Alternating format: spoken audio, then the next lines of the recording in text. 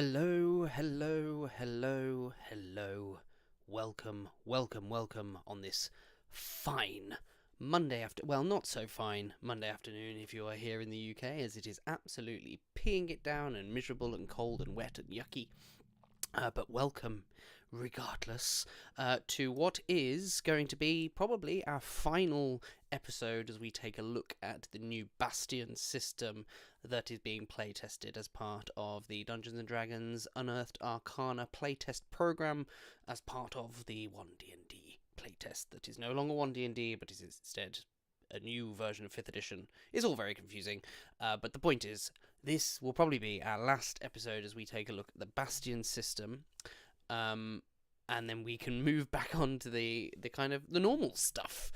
So if you haven't checked out the other videos on the Bastion system that we've done, we've taken a look at the kind of core structure of the Bastion system, and we've taken a look at the various special facilities that one can get as part of the Bastion system in some of our previous videos on the channel, so do check those out if you haven't yet done so. But today we're looking at what could arguably be, and we'll see, because I've not actually read through it yet, this is very much hot take, what could arguably be the coolest part of the Bastion system, which is Bastion Events. Hi Stephen, nice to see you. I also have my tea here, and oh, my green screen is making my tea look invisible. But there we are, I have my tea as well, because it is bloody cold. So let's get into it today then, as we take a look at the new Bastion Events system. So this is, oops, wrong screen. This is a look at how you can interact with bastions outside of necessarily just adding things to them. So this is really where the bastions get into the depths of the gameplay, aside from building up your bastion points. So we'll be starting by taking a look at the fall of a bastion, which is if a character issues no orders to their bastion for a number of consecutive bastion turns equal to the character's level, which is interesting. Again, I've not read this. This is very much hot take. So interesting that it is kind of dependent on your character's level.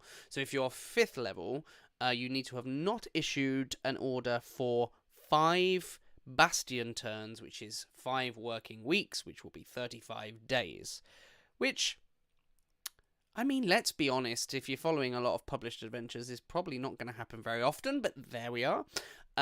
This is typically, as they're saying here, because the character is dead or otherwise out of commission, and the hirelings then abandon the bastion, and the site is eventually looted.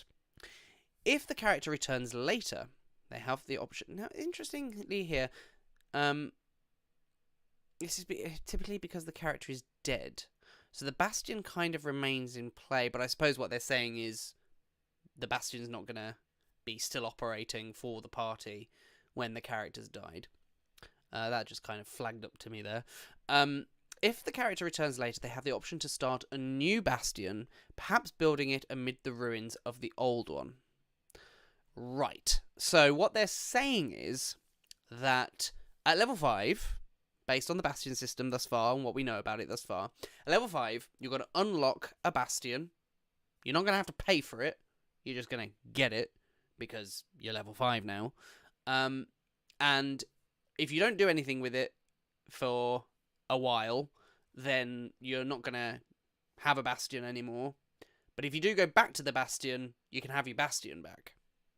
And you can just get your bastion. Okay. Sure. A character can give up their bastion anytime, releasing the bastion's hirelings and abandoning the location. The divested bastion is quickly vacated, eventually looted, and might even be burned to the ground. The character has the option of starting a new bastion elsewhere. Okay. So, right. This is kind of where I get a little bit worried with this bastion system. There's a lot of just becausery, and I've had to defend my position on this a few times in the comments. And by the way, if you do disagree with me, please do leave a comment, or even if you do agree with me, it's always nice when somebody tells me that they agree. because I get a lot of I disagree. But either way, let me know your opinions on anything that I say in these videos in the comments, because that's always greatly appreciated.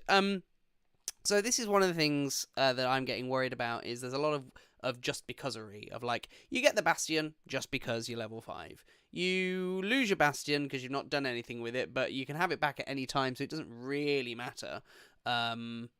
You just don't have the hirelings anymore, but it's fine because you can just start it up again. And oh yeah, you know, you've abandoned the other Bastion. That's fine. Just on a whim, just set up a new Bastion elsewhere. That's fine. Nothing to worry about. Nothing to see here. It's not going to cost you anything. Just, you can start up a new Bastion. It's like, okay. But where is the cost? And I think this is my issue, and I'll probably come to this as my final thoughts on the Bastion system at the end of this video. This is where I don't understand why we are utilising Bastion points instead of gold pieces. Because it's where it kind of falls down for me a little bit. It's like you're generating these Bastion points rather than generating gold. Yes, Stephen, I agree. You get your 2 free rooms and pay for any additional rooms that you want. Sure. But it just seems to me a little bit weird. I'm just trying to scroll through in terms of the initial what you gets. Just in case I have got it wrong. But it seems to me like when a character gains Bastion, it comes with 2 basic facilities and 2 special facilities. So yes, you do get those, but you're getting those for free, and you're obviously paying for the additional rooms that you want, as you say.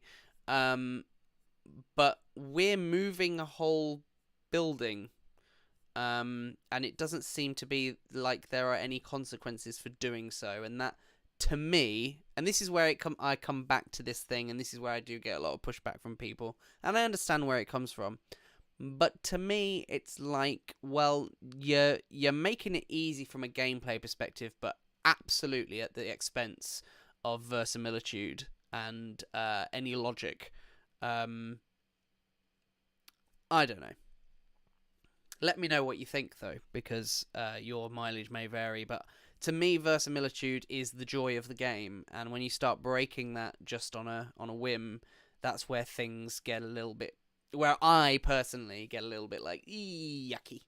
But again, your mileage may vary on this, and I'm totally open to opinion. But yeah, I just don't like when verisimilitude is broken, and there's a lot of stuff in this Bastion system that is like, yeah, well, it makes for a fun game, right?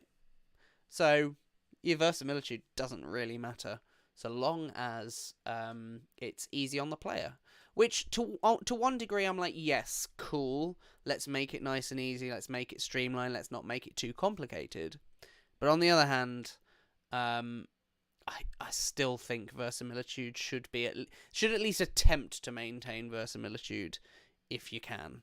And that's where this Bastion system just does fall down for me. Despite the fact that, for the record, I absolutely love the Bastion system on a whole. And again, I'll come back to this near the end, because this is probably going to be a shorter one than usual. But yeah, it just starts to break down on those elements for me. Anyway, so in either case, the player can work with the DM to establish a new Bastion and determine how it comes into being. Which, okay, fine. They're kind of... But I just don't like the hand waviness of this. I like my verisimilitude, as I keep saying. I don't like well, just you make it work. Like, give us something. Use the special facility acquisitions table to determine how many special facilities come with it.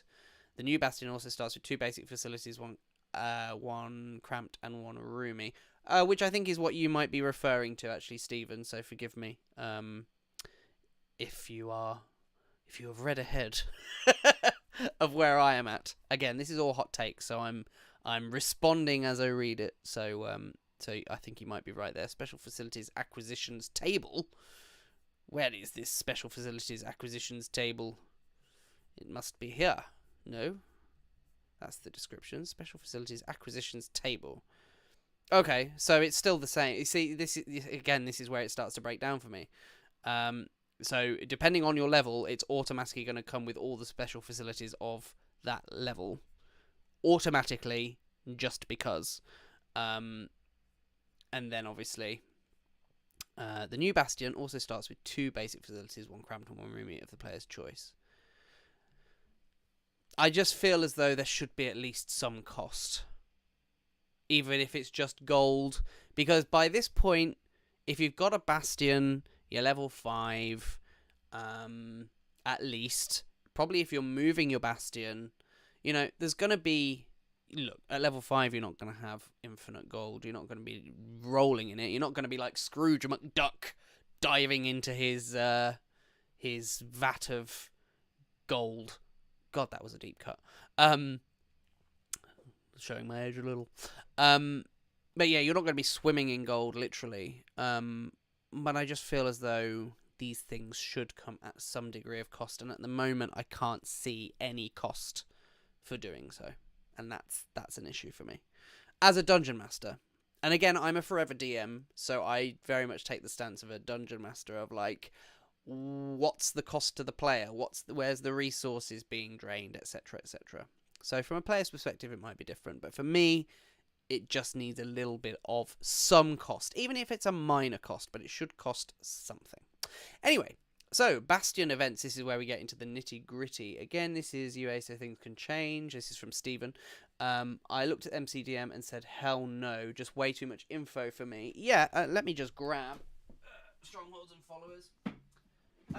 Yeah, I mean, I think there's definitely something to be said here about MCDM and Strongholds and Followers. It's a good book. I do think it's a good book.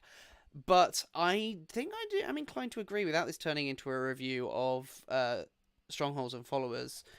There's a lot here, and there's a lot of stuff that doesn't tap into the usual. It just adds a lot of mechanics to the game, in a way that might be a little bit tricky to manage. Which is fine if you're, you know, very quick to pick up new rules and systems and stuff, but if your brain doesn't quite pick up on those things as quickly, and I think I'd probably be inclined to say that I'm probably in that camp where it takes me a while to really sink my teeth into rules and kind of go, okay, this is how the various things interact with each other. It's a little much. I mean, in terms of the rules from this book, I mean, there is an adventure in here and there are stat blocks for things. But in terms of the actual rules of the stronghold specifically, because this also includes things like hirelings, we're looking at 60 pages pretty much of rules for strongholds and things, as opposed to the 20 pages we have here, which is 3 times as much, I guess, which is not terrible. But yes, I am inclined to agree with you there, Stephen. This is much more streamlined in comparison. Which is to be commended, certainly. Again, I like the Bastion system. But yes, absolutely, as this is Unearthed Arcana, things will change. Well, may change. Which actually, I should stress that if you do have strong opinions on this, don't forget to complete the survey, which completes at the end of this week. I think on Thursday, actually. So do make sure that you fill in the survey on the Bastion system if you have any strong feelings about them, and also the cantrips at the end of this. So, anyway, Bastion Events. At the end of any Bastion turn in which a character issues the Maintain order to their Bastion, the DM rolls once on the Bastion Events table. If an event occurs, the DM reads the event described in the sections following the table aloud to the player whose character controls that Bastion. The event is resolved immediately with the player and the DM working together to expand story details as needed. Okay. Bastion events occur only when a Bastion is operating under the Maintain order. So this is where you're basically kind of like, I'm not going to be proactive with my Bastion, I'm just kind of going through the motions with it. So you guys carry on what you're doing. Which, interestingly, is not the same as issuing no orders. So, there you go. So the fall of the Bastion is pretty much, as they say, typically because the character is dead or out of commission. So yes, so Bastion events occur only when a bastion is operating under the maintain order, which often means that the bastion's owner is not present in the bastion at the time. That means these events can be opportunities for the player to take on the role of the bastion's hirelings and roleplay their reactions to these events. The DM can even decide to turn a bastion event into a short sort of cutscene where each player takes on the role of one of the bastion's hirelings under the guidance of the player whose character owns the bastion. I kind of like that idea. I like that little DM tip that they've thrown in there. That's pretty sweet. I like that. I'm a fan of that. These sorts of things are the things I like to see in a Dungeon Master's Guide, which of course is where the Bastion system is due to appear next year. So it's been a while since I've looked at the maintain order, so I'm just trying to remember. Is that the only order one can issue when they are not in the Bastion? Let me see. As Bastion points, how Bastion turns work. Bastion characters on a long journey. Time for a Bastion turn. Since you're not there, resolve the maintain order for your Bastions. Okay, alright, so the maintain order is the only option you have when you're not present at your Bastion. So these Bastion events, if you're out adventuring away from your Bastion, these Bastion events are going to occur every 7 days that you're not present at your Bastion. So you have to, it kind of forces you to return to your Bastion every 7 days, otherwise you risk one of these events. Now, I don't know if they're all negative. No, they're not all negative. Yes, thank you, Stephen. You got in there before me. Yeah, so they're not all negative, so there are some advantages to not returning to your Bastion, but of course it's randomized, so it's a risk not being at your Bastion. And I suppose that is the trade-off that they're probably really trying to build in here, is that it's like, yes, you have all of these extra goodies for your Bastion, but if you don't go to your Bastion to give the order, then you are going to need to do the maintain order and then risk these various Bastion events. And these various Bastion events, who knows, I've not read them yet, but these various Bastion events may put your Bastion at risk. One of them is attack. So yes, you can give any order ahead of time, that is true, but you will need to be at your Bastion, as far as I can see, Stephen, which I think is what you're saying anyway. You would need to be at your Bastion in order to give that order there, if that makes sense. God, words. I'm going to drink some caffeine. So let's take a look at these Bastion events. So the list is, on a roll of a 1 to 9, nothing significant happens. So it's kind of the same odds as a death save. So you are slightly at advantage for disadvantage, sorry. Hang on. Let me use my terminology correctly here, because disadvantage and advantage is going to confuse people. You have slightly better odds of something happening rather than something not happening. Kind of with a death save, it's 55, 45%. Anyway, let's not get into the odds. Never tell me the odds. Event description. So, 10 attack, 11 to 12, so 10% chance of losing hirelings, a 10% chance of refugees, and then a 5% chance of friendly visitors, request for aid, honoured guests, extraordinary opportunities, criminal hirelings, and magical discoveries. So, the attack event. A hostile force attacks your Bastion but is defeated. Roll 6d6, okay? For each die that rolls a 1, one Bastion defender dies. Okay, I will not sit and work out the odds of that happening. Somebody smarter mathematically than I will no doubt have done that already. But I think that seems fairly fair. I imagine with 66, you're probably likely to lose one Bastion defender, I would imagine. But again, I'm not a mathematician. But I would expect to lose one Bastion defender every time the Bastion comes under attack, if I was a player. Remove these Bastion defenders from your Bastion's roster, which we have talked about in previous episodes. Your hirelings, some of them will be defenders, some of them will not be defenders. But you will remove them from your roster. In addition, one of the Bastion's special facilities determined randomly is damaged and forced to shut down. If you roll a 1, yikey. And again, I would expect that to probably happen at least once during an attack. If the Bastion has no Bastion defenders, or if no Bastion defenders are left after the attack, a second special facility is also shut down. Yikes! A special facility that shuts down can't be used on your next Bastion turn, after which it is repaired and made operational again at no cost to you. Okay. A special facility that is shut down generates no Bastion points when you issue the maintain order. You see, here we are again with this no cost thing. Like, okay. Do you know what? I'm going to save that. I'm going to save it for the end. But it wouldn't be a surprise to any of you that have been watching that I have an issue with this line here.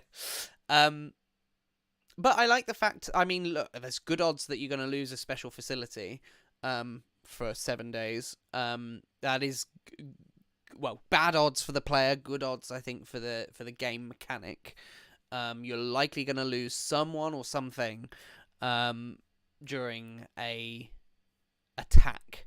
But there is only a 5% chance of things being attacked. So you don't want to get an attack, but it's not hugely likely. Criminal hirelings. One of your Bastion's hirelings has a criminal past that comes to light when officials or bounty hunters visit your Bastion with a warrant for the hireling's arrest. You can retain the hireling by paying a bribe of 1d6 times 100 gold, so ranging from 100 gold to 600 gold pieces. Otherwise, the hireling is arrested and taken away. If this loss leaves one of your facilities without any hirelings, that facility can't be used on your next Bastion turn. The hireling is then replaced at no cost to you. See, I love this. I love this. All of this, and then at no cost to you. However, I will give them a bit of a free pass because this bribe thing is well actually no, I'm not going to give them too much of a pass because it's like, okay, pay 600 gold and not use your hireling for a week, or pay 600 gold and use your hireling for a week, or don't pay your 600 gold and get your hireling back after a week. This is a problem for me. I just think in many ways I don't know how you'd make that work. I mean, in fairness, I don't know how you'd make that work, but I just don't. This at no cost to you thing is winding me up. But that being said, the criminal hireling thing I do actually really like as a event. I like the fact that it's kind of giving you the option of spending gold here. I just don't know about this, but then I don't know if the choice is spend gold or spend gold, then there's not really a choice there, I suppose, is the issue. And I suppose the cost then comes in the Bastion points that you're not generating. Okay, fine. I'll let that one slide. I will let that one slide for now until I think on it some more. Extraordinary opportunity. You gain an extra 2d4 Bastion points if you spend 500 gold to host a festival, fund the research of a powerful spellcaster, or appease a domineering noble. Work with the DM to determine the details. This I like. Spend gold, get good things. And there is, importantly, a no cost to you line in here. So I like 500 gold, get more things towards your magical items. Fine. Friendly visitors. Friendly visitors come to your Bastion, seeking to use one of your special facilities. They offer 1d6 times 100 gold pieces, so ranging from 100 gold to 600 gold, for the brief use of that facility. For example, a caravan might want to use your workshop to repair its wagons and travelling gear. Pilgrims might want to rest in your sanctuary. A knight might want your smithy to replace a horseshoe or damaged weapons or armour. Or sages might need your arcane study to help them settle a dispute. Their use of the facility doesn't interrupt any orders you've issued to it. Alright. Friendly visitors, and then I'm going to come to Stephen's comment in a second. A knight might want your smithy to replace a horseshoe. Their use of the facility doesn't interrupt any orders you've issued it. So you get gold, and you get to use your thing. Cool. I like that. Generating more gold through renting out your facilities. Nice move. I like that. So Stephen has said, hirelings operating your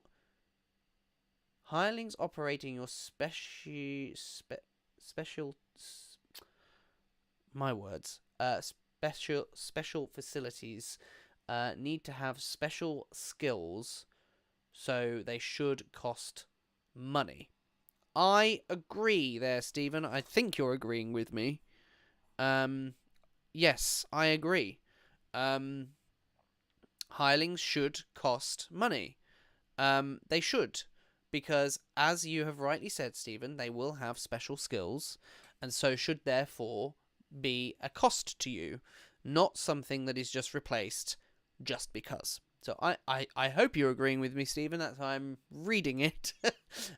Yes, we are in agreement, if that is the case. All right. So far, though, so good. We're about nearly halfway through the list. So far, so good for the most part. I like the intention behind the designs here.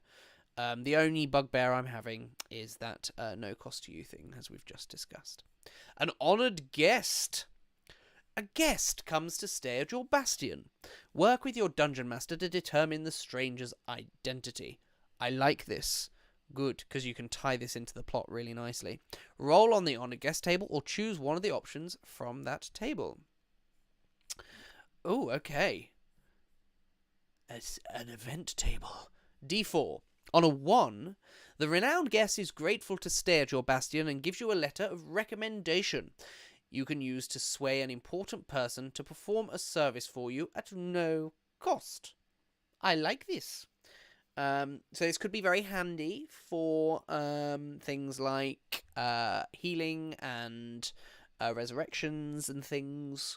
That could be a way of you gifting resurrection to the party as opposed to it being built into the Bastion system, but we won't go there. Sore subject. So this could be a nice way of you gifting resurrection for free to the party, for example. I like that. It doesn't have to be resurrection, of course. It could be many, many things. Could just be, smithing and crafting some items, perhaps. On a 2, the guest requests sanctuary while avoiding persecution for their beliefs or crimes. This is cool. They leave before the next Bastion turn, but give you a gift of 1d6 times 100 gold pieces, so again ranging from 100 to 600 gold pieces, which seems to be a running theme with the Bastion events. 600 gold, though, was not something to be sniffed at for something that's just kind of generating in the background, particularly if you are, 5th level. Number 3, guests are a group of friendly mercenaries giving you 4 additional Bastion defenders. They don't require a facility to house them, and they stay until you send them away or they're killed. Cool. That's nice. So additional defenders. Not really much to say there. It kind of speaks for itself. The guest is a dragon or some other flying monster that perches atop your bastion until the next Bastion turn, unless it is driven off or killed. It is indifferent towards others, but it turns hostile if it's threatened or attacked. You might be able to bribe the creature not to leave on your next Bastion turn. Work with the DM to determine what it considers a worthy bribe. Right, so I'd like a little bit more clarity on this one. Does that mean it becomes a Bastion Defender? I'm guessing so. Maybe they're putting that into the purview of the DM, perhaps. I don't know. It's a little unclear, but it's implied, certainly. But I'd just like them to lay that out a little bit more mechanically of what the intention is behind that, rather than just kind of giving us a little bit of guesswork. I like a little bit of flexibility within the game, but that's as clear as mud to me. It sounds to me as though it is there and it's only going to attack things if the Bastion is attacked, I think is the implication, or the creature is attacked. Maybe it's just another plot thread that they're setting up, perhaps. But it would be nice to see if there was any clear mechanical benefits, particularly given this last section about you might be able to bribe the creature not to leave. It'd be nice for them to define whether or not it does become a Bastion Defender or not. But again, I think that's implied. Lost Hirelings. One of your Bastion's special facilities, determined randomly, loses its hirelings. So not a hireling, but all of its hirelings. The cause of their departure is up to you. The facility can't be used on your next Bastion turn, but the hirelings are replaced at no cost to you at that point. I don't need to say it again. But I like this idea of, you can't use it for a week. That's fine. But can we... Look, there is a cost. There is a cost, but it's a temporary cost for the 7 weeks. I'm having problems with this. No cost to you. It's just, it doesn't sit right. Magical discovery. Your hirelings accidentally discover or create an uncommon magic item of your choice. The magic item can't be a suit of armor, a shield, or a weapon, and its magic is temporary. Its properties start to function when you claim the item and last until the start of your next Bastion turn, after which the magic item turns to dust. Now, this came up in another one of the special facilities. This kind of temporary magic item, which I really like as an idea. It was kind of touched on a little bit in Lost Mine of Phandelver with the Forge of Spells, this idea of temporary magic items, but it was a little bit weak, I thought, in Lost Mine of Phandelver. This whole thing of it lasting, it's having its magical properties for 7 days, is a really nice idea that I'm really, really liking that they're doing. Love this. No complaints here. Because, yes, you get to choose the magic item within kind of certain limits. And, yes, you could argue, but Wayne, it's no cost to them. It's like, okay, sure, but it's a temporary boost. It's not a permanent one. And that shifts things a little bit for me in terms of whether or not there should be a cost. I would prefer, if I'm honest, for the magic item to be determined semi-randomly at least. I think that I would personally prefer that, but I don't have an issue. Given that it's temporary, I don't really have an issue with the player getting to choose. But I would prefer a random table, I think. Refugees.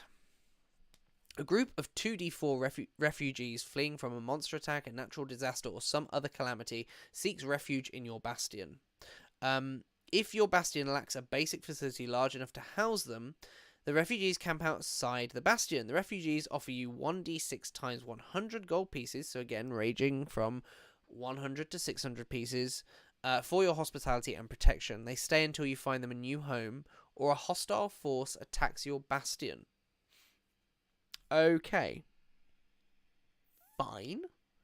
So it's a way of you earning a little bit of money, and I suppose gives you a bit of a plot hook of wanting to make sure that you protect your bastion so that the refugees, so that you can have a clear conscience, given the fact that these refugees are paying you gold for your protection against whatever it is they're fleeing from. It's kind of a nice moral grey thing there, which I kind of like. And finally, requests for aid.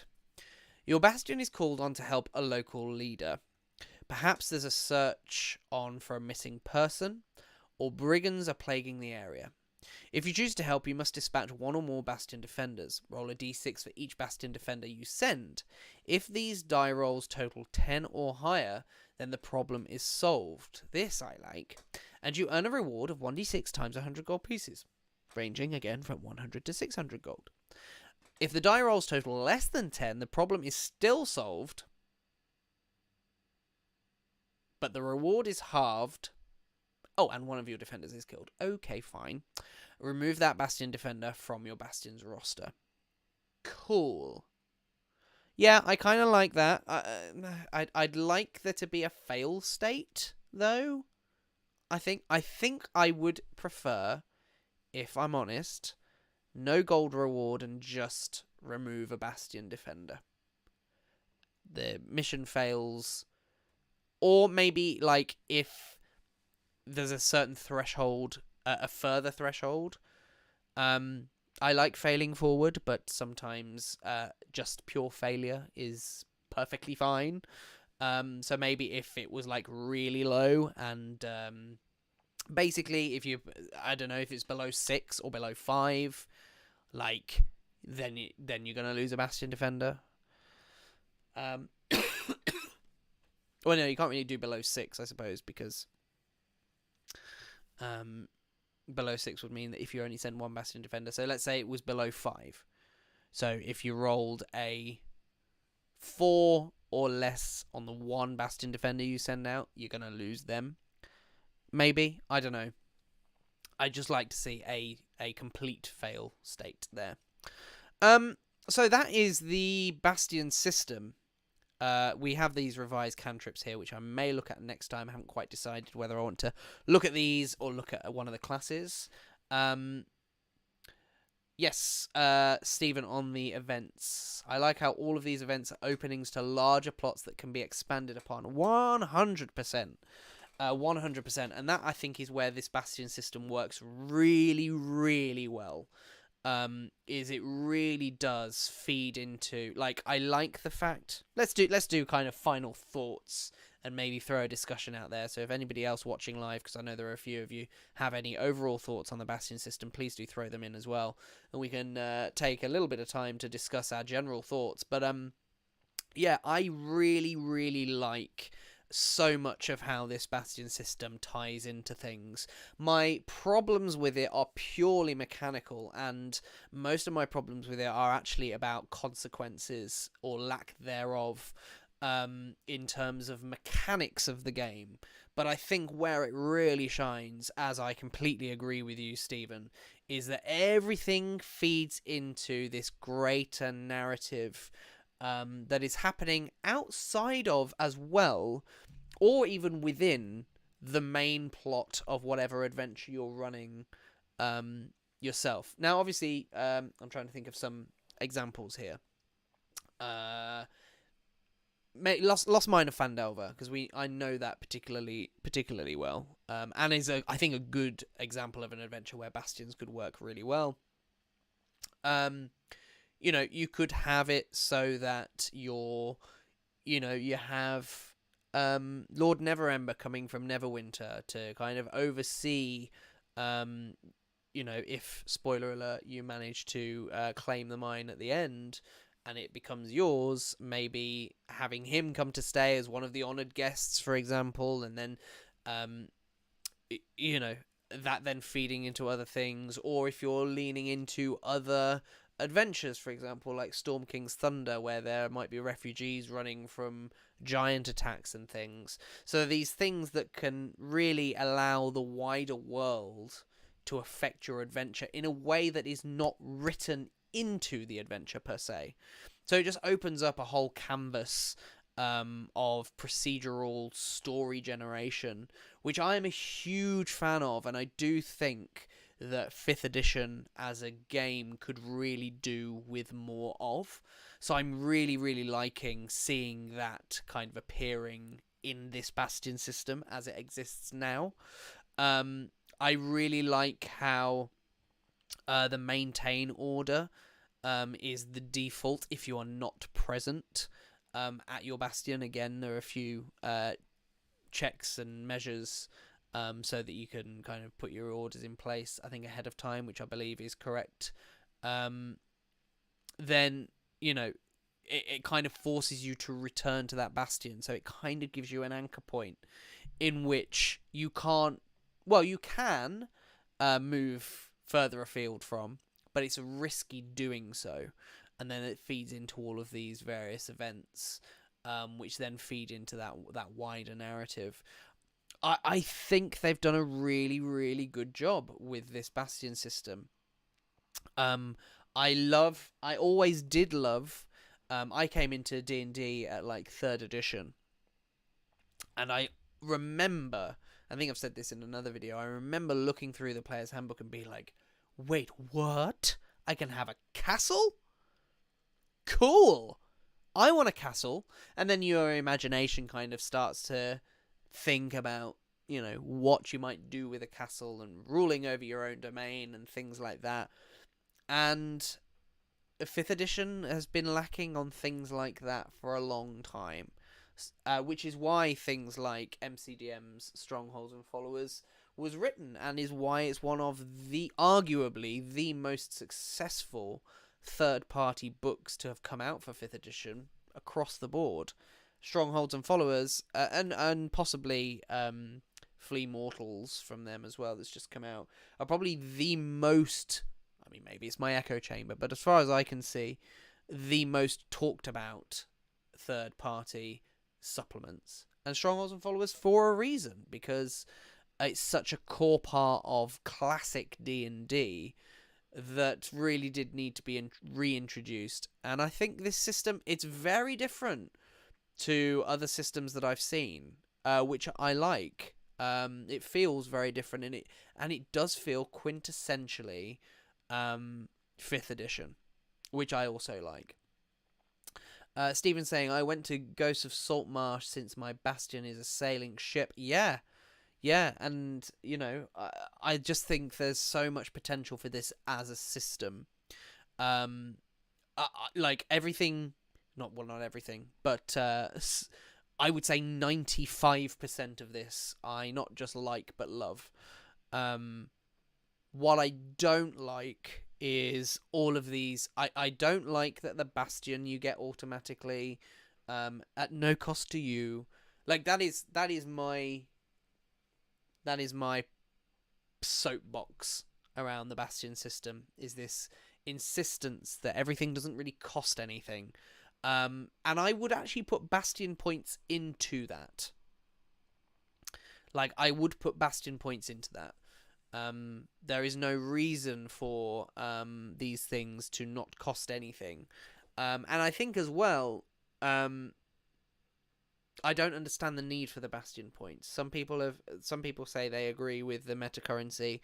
I just think, and I know that Sly Flourish has said this, and this is kind of where it first kind of occurred to me, actually, that why do we need the Bastion points?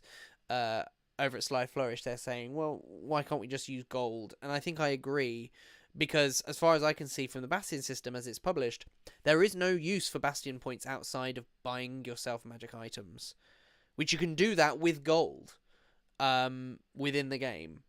So I don't see why we need that other meta currency, because I can't see why, and maybe people's opinions will be different to mine, and maybe somebody might be able to enlighten me perhaps, but I don't see what the purpose of the Bastion points is, even on a kind of meta level, because it doesn't, as far as I can see, it doesn't really bypass the gold in any meaningful way.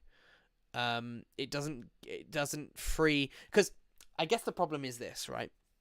So 5th edition has an issue with economical bloat, wherein you are getting gold, and by the time you get to sort of 5th, 6th, 7th level, you're starting to run out of things to spend your gold on, because you've probably got enough gold to buy all of the things that you probably want in terms of basic equipment. Then you're just moving into the realm of spending your gold on magic items, which arguably most people say is like, well, that's the only thing for you to spend your gold on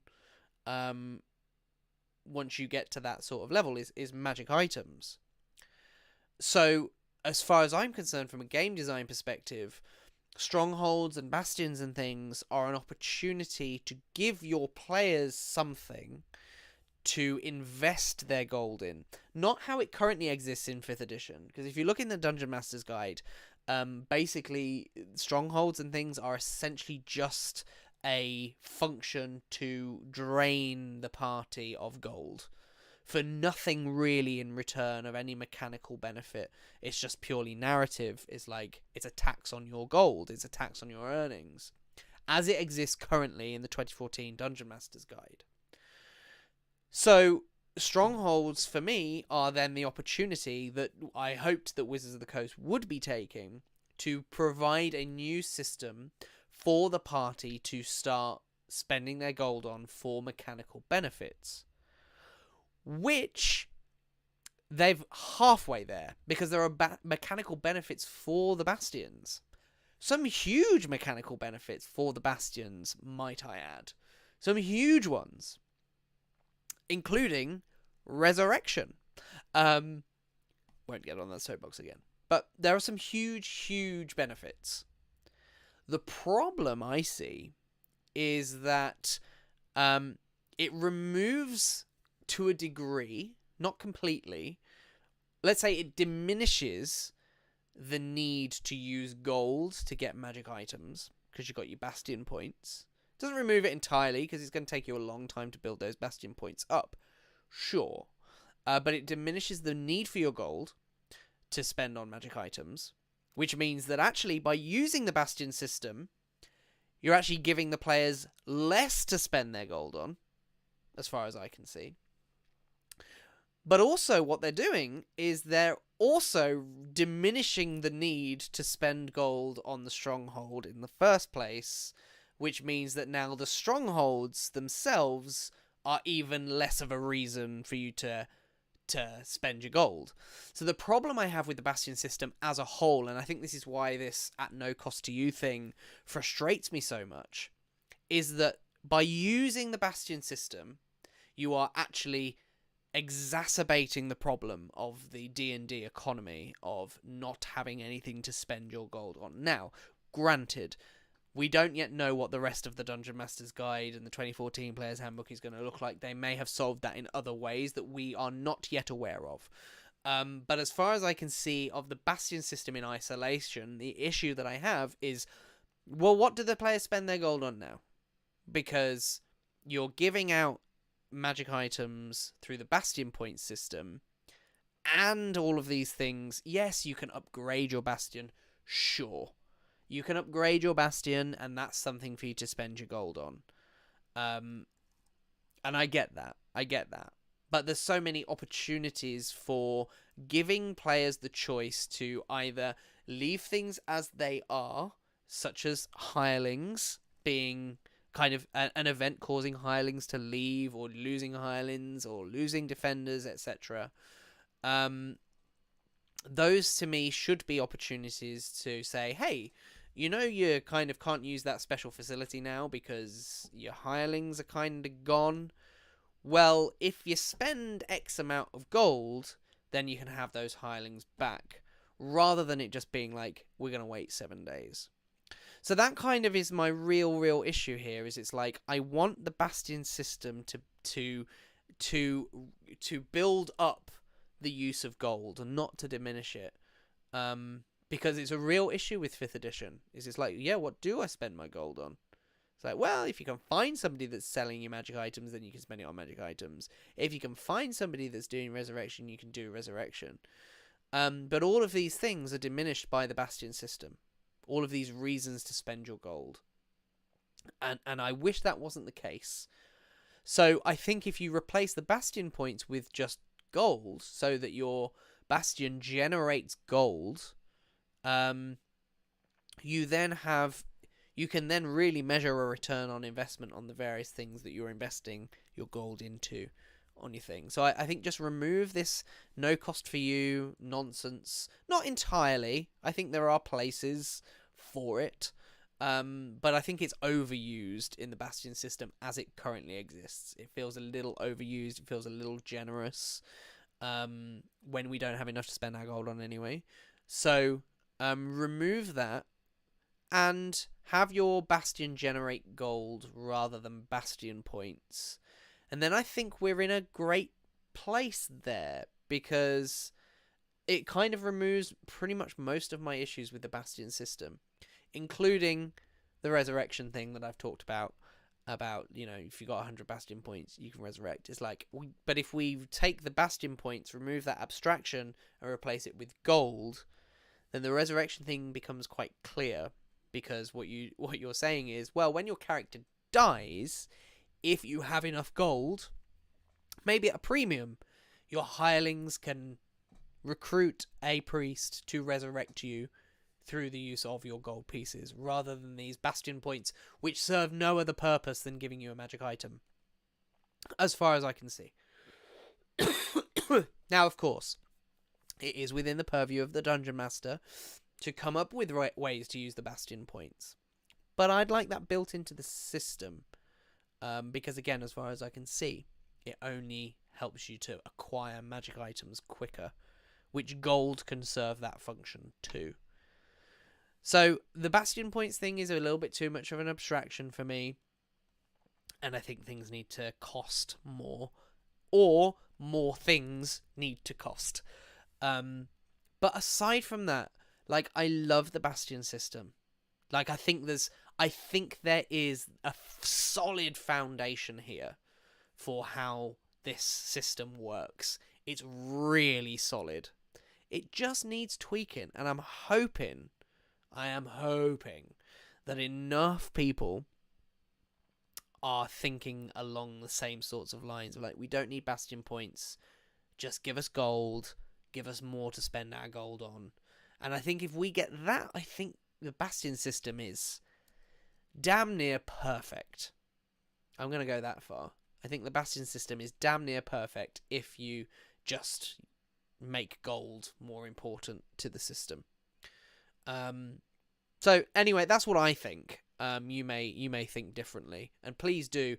I know there are a few people in the chat, but also we'll be wrapping up in a minute anyway. But if you do have any opinions that kind of match my own or completely disagree, then just drop them in the comments, because I have been really enjoying this back and forth that we've had. Other final thoughts as well. I'm really, really liking. I think it is about bloody time that we have some new kind of game systems and more procedures in 5th edition Dungeons and Dragons. Like, I think it is about time. And this sort of thing, the Bastion system, is the sorts of things I love when Wizards of the Coast releases them. In this edition, and indeed other editions.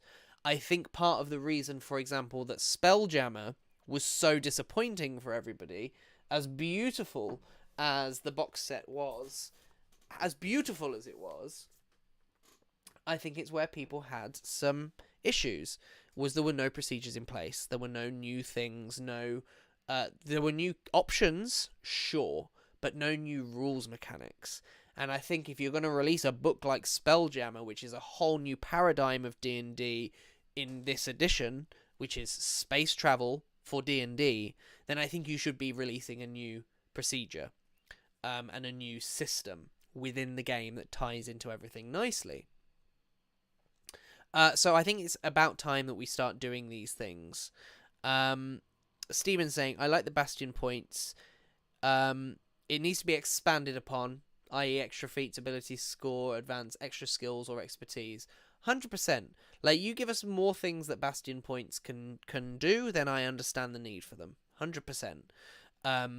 But at the moment, Bastion points seem to just be replacing gold, and I don't really understand why.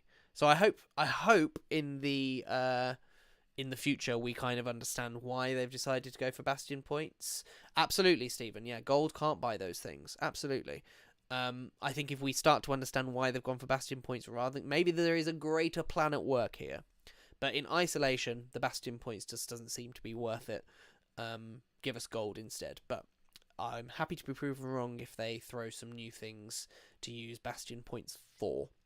But yeah, I mean, look, I'm hoping that this is a sign of where they're taking 5th edition next, which is more procedures, more toys for the Dungeon Master to play with, more toys for the players to play with outside of character options. It's no secret that when 5th edition was first released, the WotC Wizards of the Coast Dungeons and Dragons team was tiny.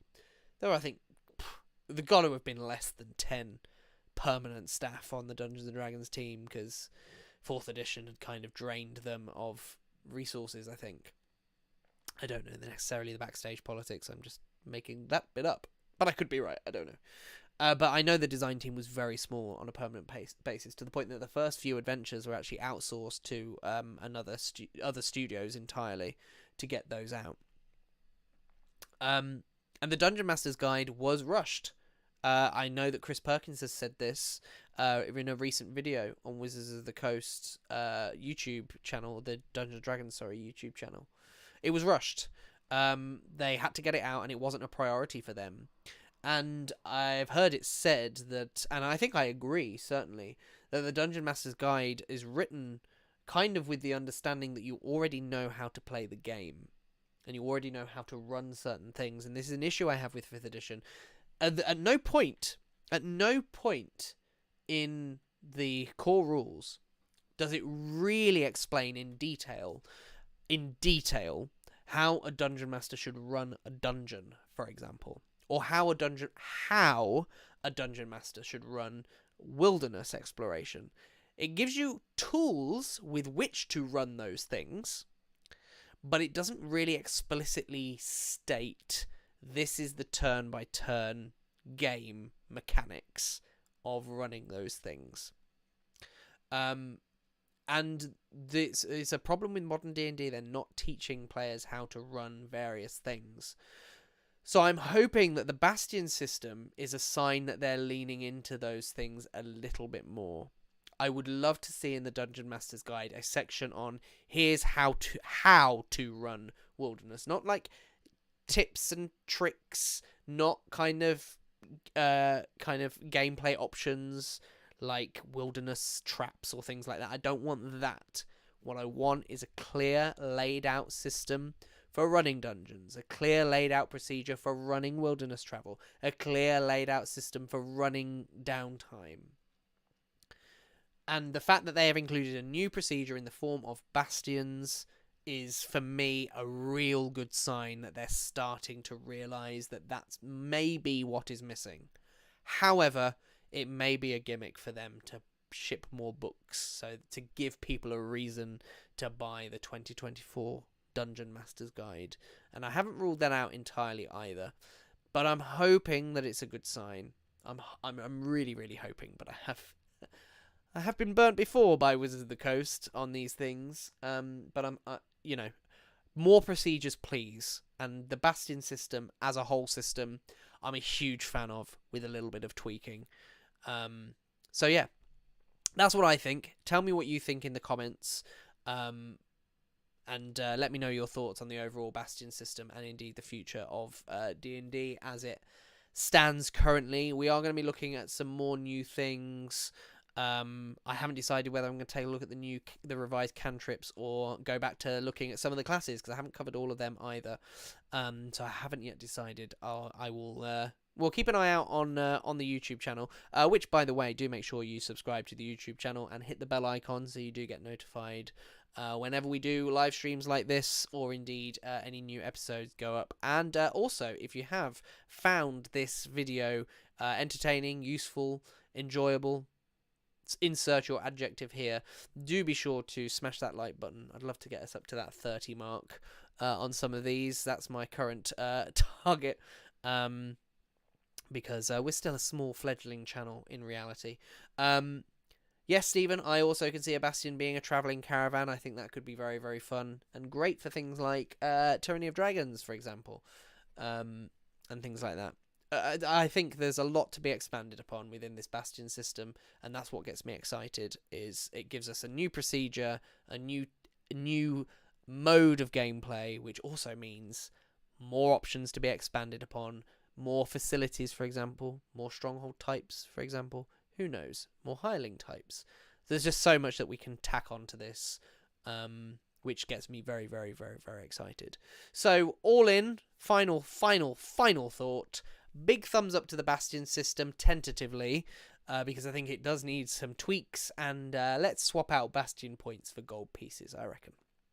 Alright, thank you very much, everyone, for joining me on this live stream. I will be hopefully doing another one next Monday for either a class or maybe looking at some of the revised cantrips. Thanks very much for everyone that's joined me. Thank you, Stephen, also for your input into the chat.